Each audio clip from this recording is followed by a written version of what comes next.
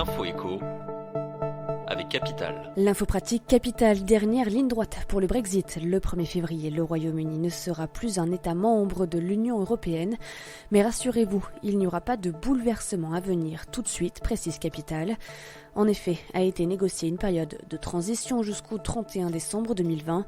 Jusqu'à cette date, rien ne changera pour vous. Vous pourrez toujours vous rendre en Angleterre avec une simple carte d'identité. Pour vos achats en ligne, vous n'aurez pas à payer de taxes à l'importation. Même constat de statu quo pour la téléphonie mobile. Les frais d'itinérance ne seront pas de retour.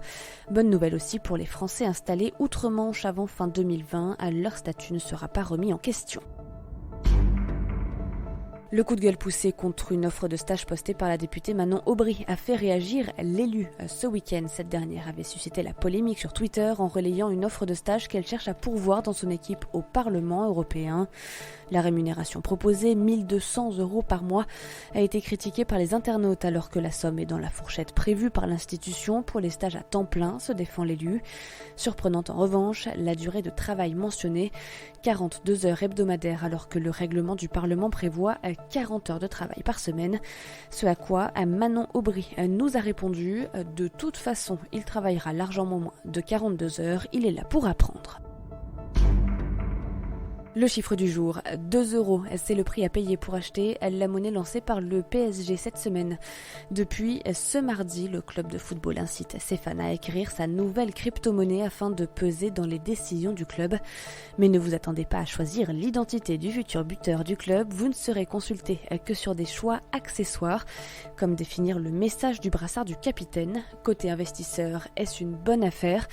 Eh bien, s'il sera techniquement possible de réaliser une plus-value, la manipulation ne s'adresse pas aux débutants, une des raisons pour lesquelles Capital recommande de ne pas acheter cette crypto-monnaie dans le but d'en faire un investissement. On termine avec Orange qui écrase une nouvelle fois la concurrence dans le domaine du débit Internet. Selon une nouvelle étude de COSI, l'opérateur historique est le meilleur de France pour la connexion Internet devant Bouygues Telecom, SFR et Free qui semblent à la traîne sur ses concurrents. Orange offre ainsi un meilleur débit descendant que les autres opérateurs dans toutes les régions de l'Hexagone. Free ne tire son épingle du jeu que dans une seule région, en Bourgogne-Franche-Comté. Pour toutes les autres, c'est Bouygues et SFR qui se disputent la seconde place du classement.